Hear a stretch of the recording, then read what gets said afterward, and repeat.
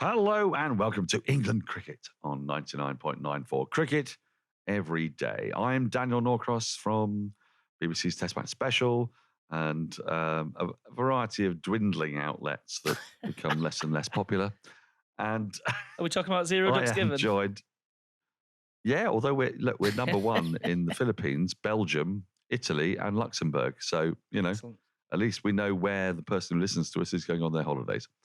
Rory Dollard is with me yet again, the puff pastry hangman. He is the chief writer of the Cricket Writer of the Press Association. It's lovely to have you with me. Lovely to be here on the eve of a World Cup semi-final. I know. It's barely possible to believe that that Pakistan are in those semi-finals, and we'll come on to maybe that and other things shortly. England Cricket on 99.94 is your new home for England cricket content, and we will be dropping into your podcast feed and on YouTube or the 99.94 app several times every week. So please do rate, review, and subscribe. Thanks for joining Cricket's Conversation.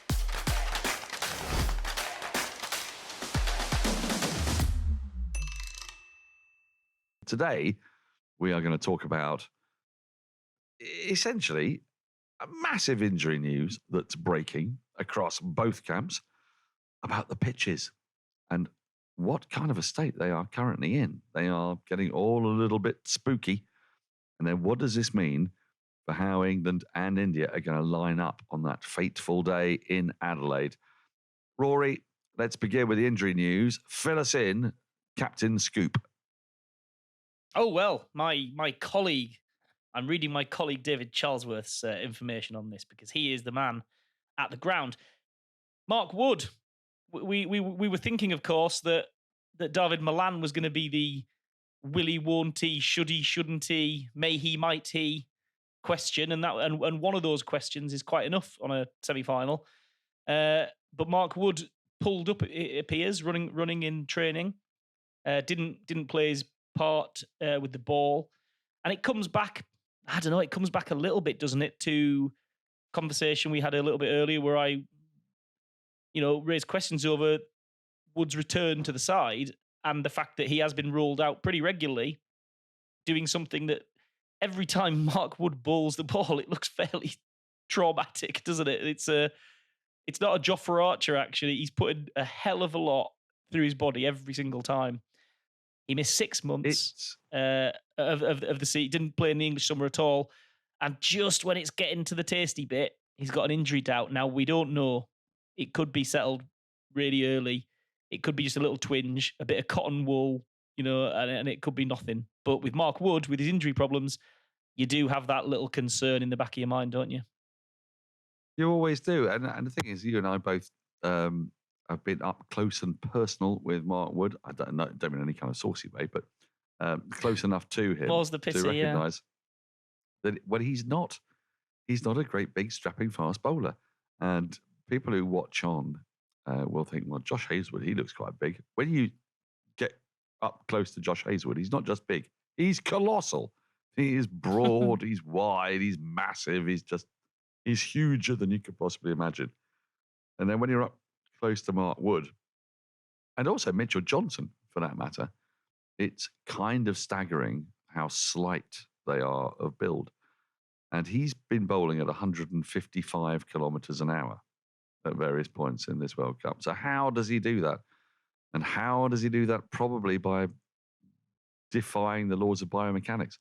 And if you do that, then I dare say things might go wrong. And we've just not got to get, haven't we got to get used to it? I think we are used to it by now, aren't we? It's just, it's, any ball you get from Mark Wood is a beautiful ball to watch, and we should enjoy it while we see it. We are at the stage of enjoy every ball with Mark Wood for sure. But, we don't know if he's going to play. This could be an irrelevant chat in some respect. But I suppose it is worth asking just briefly of ourselves, if Mark Wood didn't play, if he was ruled out for whatever reason, and England's caution over him extended as far as that, what might they do with the team? It is the obvious replacement would probably be Chris Jordan, because he actually solves a problem that England currently have, which is that expertly as Josh Butler has managed his bowlers at the power play and the death in the absence of Reece Topley, they didn't replace Reece Topley with a death bowler. Or, I mean, he's not really a power play bowler, Chris Jordan, but they can manage the power play. They're struggling to manage the death. So bringing Chris Jordan in would be the obvious solution. Also, I think because the semi-final they're playing is at Adelaide, that just with the shorter square boundaries would mitigate against, I don't know, maybe against the split. I mean, Liam Dawson in that situation. Look, it's an idea. It's an idea. Say, can you hit Dawson long and straight? I don't know. But I would be erring on the side of Chris Jordan bowling full wide Yorkers, wouldn't you? Yeah, I would. I was gonna try and throw Dawson at you as a complete wild card, but you beat me to it. You got a wild card in your top pocket, not for the first time. And actually, I wondered if Dawson. I think this is a counterfactual that we'll never, in all likelihood, we'll never have to stand by this conversation because I don't think Liam Dawson's going to play.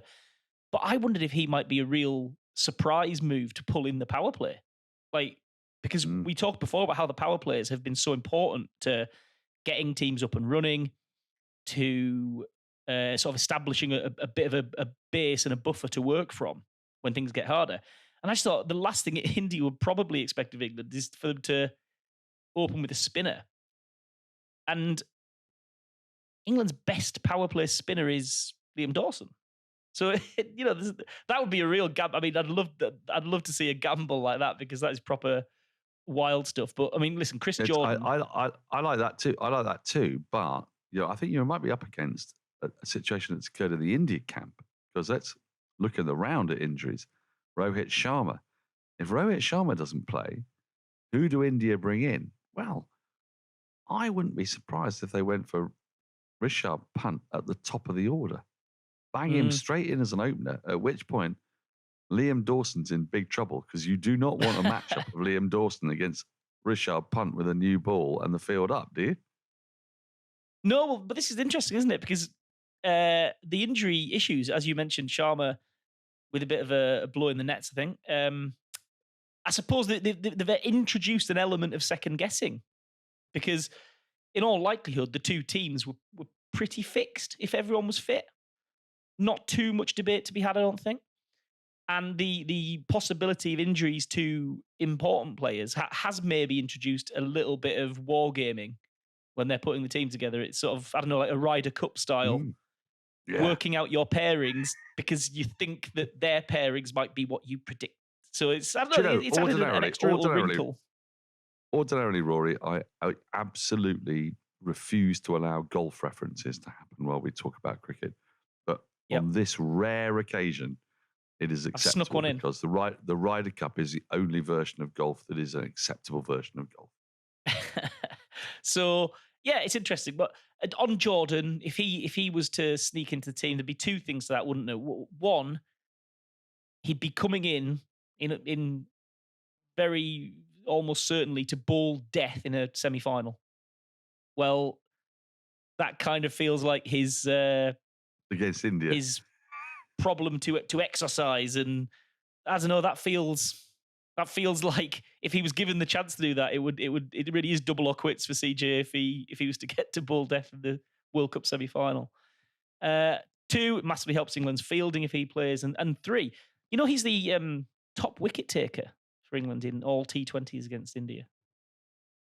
It doesn't surprise me. Does not surprise me. Got 18 wickets against India in T20s, and his nearest England rival has 7. So Stephen interesting. not Stephen Finn, I don't think, is it? I don't know. Never heard of that fella, actually. That's to stop playing for England. But also, and I don't know if this is relevant at all. Probably not. But he in the last series, India versus England in the summer, in the first 2 games, Jordan dismissed Suryakumar Yadav twice for not amazing scores. And that's probably a big part of their chart about what they're planning out, how they're going to go about sorting him out. Well, do you know, we're going to look at how the two sides are going to face up against each other. But are there any other injury doubts, or are we done with injury doubts? Just Milan, but the word appears to be from England Towers that Milan thinks he might be okay, and England think he might not be. So Phil Salt seems to be standing by, waiting for that call. The thought that we were talking about plugging him into the side as a wild card appears to be getting a bit of traction. Yeah. Well, yeah, that would be the obvious replacement, I imagine, and it would probably please those people who are frustrated by having Stokes and Milan at 3 and 4, which appears to be a trope that's going on in a kind of strangely different way throughout this World Cup. Like some Bavuma, Aaron Finch. There's all sorts of people who are under pressure at the top of the order. Now, we're going to have a short break. After that, we're going to discuss the changing nature of these Australian pitches. You're listening to Cricket's Conversation on 99.94. Whatever your team, we have the show for you on podcast, YouTube, or on the 99.94 app. We have India, England, South Africa, West Indies, and now Sri Lanka covered. If you want to find us, the best way is to follow us on social media at 9994DM by downloading the 9994 app or Google 99.94 on podcast. We speak cricket. Now, I've been out here for a while, Rory, and I saw some pretty decent pitches, some pretty cracking pitches, some lovely true pitches, despite the weather. And the weather has not been great in Australia, as everybody's well aware. But just in the last few matches, I've started to see things getting predictably difficult, by which I mean the new ball, it's coming on, it's going some. Once you get to 7 or 8 overs, you don't get anywhere. You look at the Netherlands against South Africa, for example. That victory was really based on them managing with some aggression, decent power play, and then making their way to 150 odd, which was just too much for South Africa to chase down. I say even against the Netherlands bowling attack, in part because I think Netherlands played a cannier game. England against Sri Lanka, one of the more bizarre games of cricket I've ever seen. Both sides were dominant with the bat in the first 7 overs. And in many ways, Adil Rashid has a claim to being man of the match for simply the 5th over. That over in the power play that only went for 2 or 3 runs. That was probably the difference between the two teams in many ways, because in every other respect, the match panned out almost identically. Easy to hit as the ball came on. The ball got softer. The pitch, the grabbiness of the pitch, combined with the softness of the ball, made it really problematic. And now I'm starting to look around and think, what kind of bowling attacks are best suited to that? And I think New Zealand, for example, are not best suited to that. And I think it doesn't feel like a sort of Southey, Bolt, Lockie Ferguson, Santner kind of environment. They're, I think, a bit better on good pitches, and they have their own particular skills: swing, control, flat darts. What I'm looking at is someone like Pakistan, where you've got 4 express pacers, 2 flat, nasty, annoying spinners, getting a little bit out of a dusty surface, extreme pace, bit of spin. With that in mind, what do you think England are thinking? What is their best lineup? Because all the pitches are used. The 2 semi-final pitches are going to be used pitches, and the final, if it goes ahead, where the forecast is very poor, is used as well. I think the used pitches thing, and that's where we need to get to, really. Like that's sort of the debating point between the. It never used to be. I don't know. It's got a bit mainstream used pitch chat. It used to be just for the nerds, and now it's like everyone knows that a used pitch is an absolute disgrace. Now it'll be the 3rd game on this pitch, won't it? The semi-final, which I think is I think that's a surprise, isn't it, that they would use a pitch that has already hosted a double header for a semi-final. It's only one day's and cricket, though, isn't it? It is, yeah, but as you've said, with the pitches sort of deteriorating a little bit and getting a little bit slow already, having had two games through it could be an issue. I think the question is really which team will play better on it, not what team will they pick. Because I think England having gone with the same team throughout and directly avoided making changes, they'll stick as close to that as they can. Now, whether they have to move Wood on because of fitness, that'll be enforced. But I don't think they're in the mind to get to a semi-final and rip up the playbook because the underfoot surface isn't quite what they were hoping. I think they're sort of wedded, for better or worse, to the balance they've picked. I don't get the impression Wokes is really under pressure for his place, and that'd be the. Sorry about this sun on my face. Don't know where that's come from. Wokes doesn't seem to be under pressure, really, and that'd be the only way that they could make the change. And the change that they, as we sort of alluded to in the first part, the really ballsy change would be to look at Dawson and say, is that the way to? I'm sorry, Rory. You've just suddenly turned into some kind of Doctor Who creature. I'm sorry. Worst reboot ever. That. No, I see exactly what you mean, Reed Dawson. I totally get that. I'm not quite so sure myself. I think you just stick to the plan at this stage. You got a team that knows its roles. They know what it is that they're going to be doing. I think Jordan coming in for Wood is not the worst thing in the world. Wood himself, he's been taking wickets, of course he has, but I don't know. I think he's also a danger. You put him up against India, when do you bowl him? I think Wood against Surya Kumar Yadav could go a long distance. It doesn't matter that he's taken his wicket before. The way that guy is playing right now, it's the more pace there is on the ball, the further the ball's going to go. And I quite like the stylings of Jordan in that situation. I am slightly concerned, though, that at just the moment when England might need to have the two anchors that we've been thinking they don't need, they've suddenly lost one. And I was in a pub the other day watching Sri Lanka against England, and when Dawid Malan went off with a groin injury, a bunch of England fans started cheering. And I thought, yes, I know why you're charitable, cheering. Yeah. It was uncharitable, but they knew their cricket, and they thought that England had. I think they'd listened to us, actually, Rory, and they thought 2 anchors is one too many. But they may have felt like that then, but I think under the circumstances that England find themselves playing, and looking at the way Ben Stokes and how he batted against Sri Lanka, how important that innings was, maybe it's a 150, 155 defend that we're looking at on these pitches. So if England do need someone to be that guy, now Butler might bat through an innings and get 100. That's very he does that occasionally. Hales isn't going to be that guy. Salt's not going to be that guy.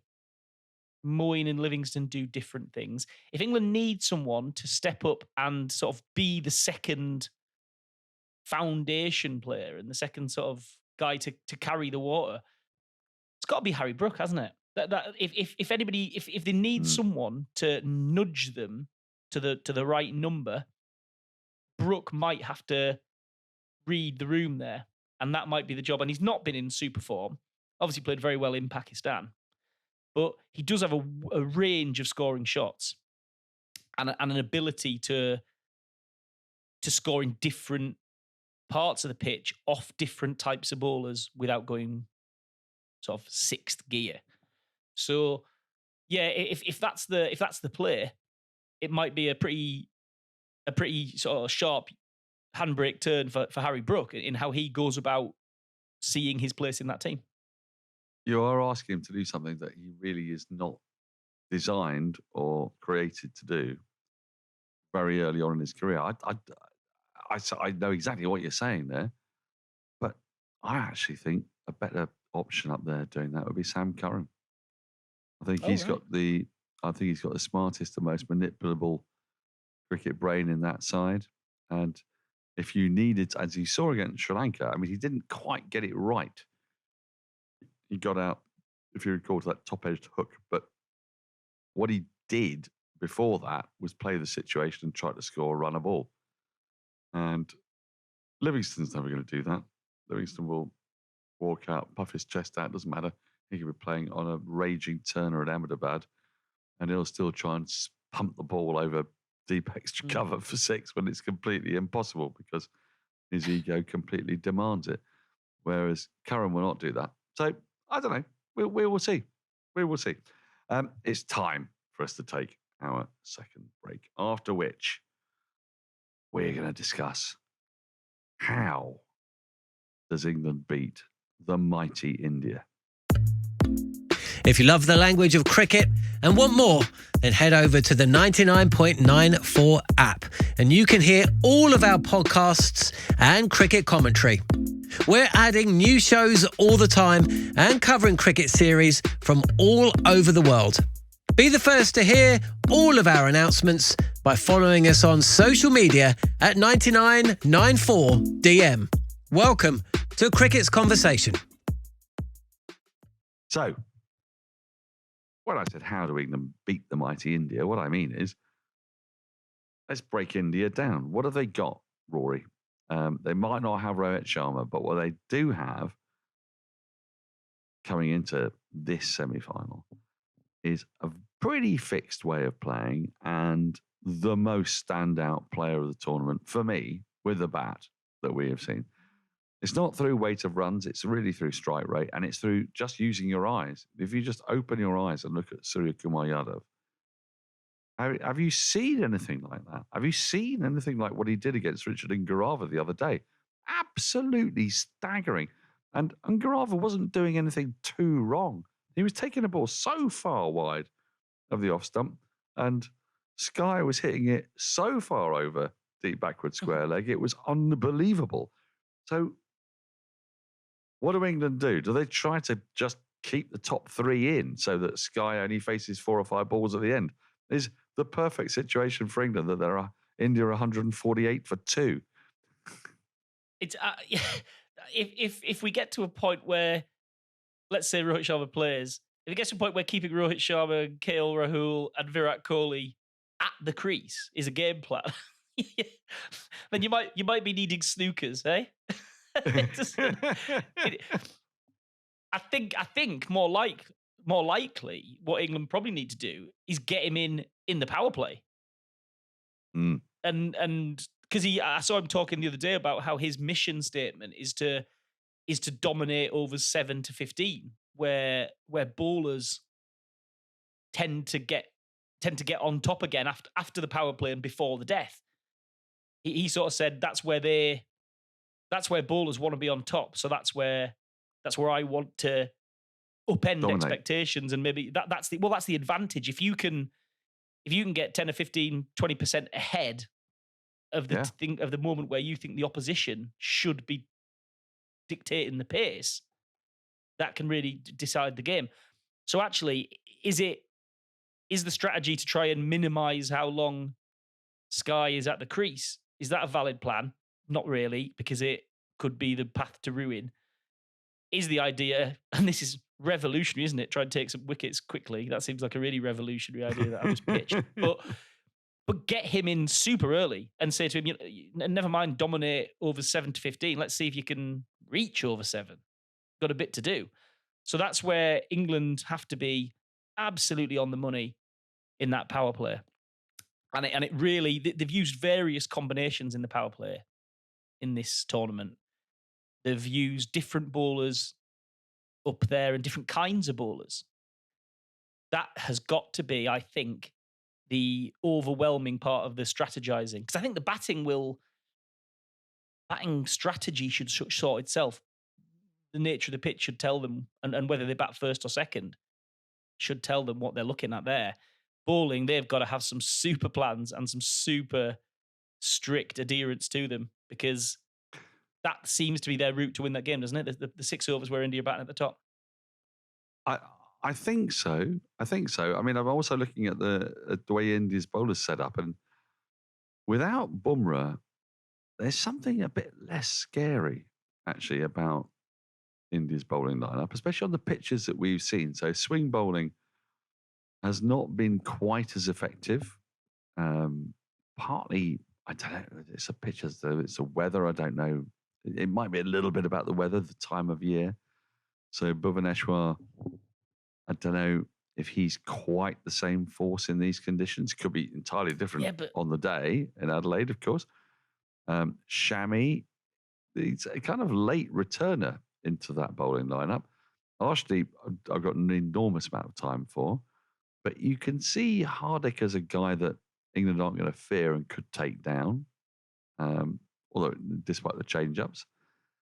The Indian bowling attack is not the thing that I would have imagined would scaring. In many ways, the Pakistan bowling attack is a little bit more alarming, with the variety that they have, the pace that they have. I know that some of these numbers were sort of put together when the pitches were playing slightly differently, but Bhuvaneshwar Kumar's going at 5.4 and over economy rate, and Shami's going at 6.11. Like, they are canny operators, and I actually look at those two and think, oh, they could really be nasty if the pitch isn't absolutely true, and there's just a little bit to prize out of it. They look pretty well set to do that, to me, and they have got their foothold in this tournament. The pair of them have come out with some nice economy rates, and they've settled into a groove. Axar Patel's an interesting one, isn't it? He had the time of his life against England in the Test series, where they played on spinning tops. And genuinely, like when he retires and tells the grandkids about his life in cricket, most of those war stories are going to involve bowling at England in Ahmedabad, and so he has probably some good feelings about England, but he hasn't really found his way into the tournament, has he? And whether England are looking at him as someone who they could get stuck into, I don't know. I'm just looking. His economy rate is 9.1, worst in the team. So yeah, Ashwin. Then you got Ashwin, the old stager who loves nothing more than ruining an English party. Yeah, I just maintained, and I think really what England's major concern is going to be is India's batting. I mean, you can see India taking England for 200 if things don't go right. No Topley, no Wood, a rusty Jordan. Woke's not quite on it. Stokes bowling in the power play. That would be where I would be more concerned. And then you basically get a crapshoot. Another possible worry is Curran has been such a safe pair of hands and such a top performer. Do the dimensions in Adelaide and the short square boundaries, does that really get into his head on that short stuff he's been bowling? Because he's had a lot of success with his sort of, I don't know it's not a slow bouncer, but it's a surprise bouncer that you don't see coming or you don't expect. And he's had a lot of success with that. Now, if you drag those square boundaries in, you could suddenly find that you don't have to be right on top of that to get 6 for it. And I think if Sam Curran starts to second guess his bouncer, his effectiveness could dwindle as well in those circumstances. Look, we're going to find out shortly enough. The match takes place on Thursday, and the winners of it are going to play Pakistan or New Zealand. So my final question to you before we leave, who do we want to play if they make it through to a final? Who who do England want? Well, no, nothing more certain that they won't be having this conversation in their own head, because just getting there is the only thing that matters to them. I think as England attempt to unify the white ball titles, I think New Zealand, super over. let's do it. Well, I don't think there's any England fan would like more than to inflict a technical knockout on New Zealand once again, because listening to their fans' perplexed whinings about it has warmed the cockles of England fans' hearts for the last 3 years. Anyway, thank you for listening to England Cricket on 99.94, where we speak cricket every day. Please rate, review, subscribe wherever you enjoy your podcast. You can download the 99.94 app and follow us on Twitter at Norcross Cricket, as in neither angry nor cross, even though I have been quite angry about the time the bars close in Sydney. It's unbelievable. 9:30. Would you believe it? And Rory, yours? At the RVD, always and forever. Always and forever. You should kiss the badge, I think, when you say that. Never miss out. Join our 24/7 conversation on social media. Follow us at 9994DM. Cricket every day, your way. Goodbye.